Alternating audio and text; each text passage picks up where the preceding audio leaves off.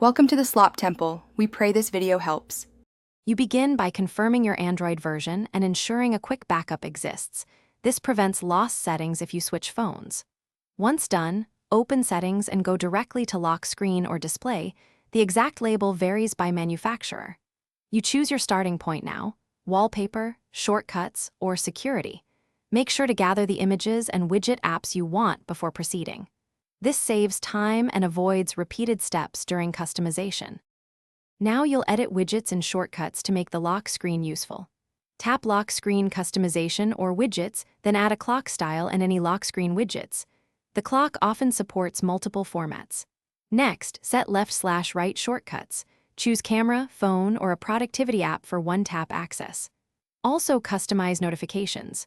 Show full content, hide sensitive content, or display icons only.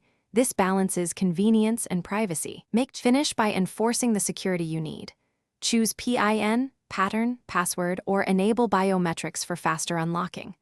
Once set, enable visual effects like wallpaper blur, animations, or always-on display.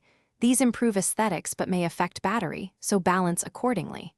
Then set a reasonable screen timeout and test the complete lock and unlock flow, including emergency and notification behavior.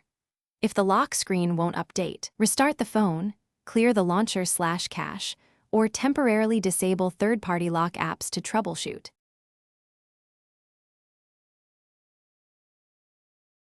Thanks for watching. Consider subscribing if we helped you.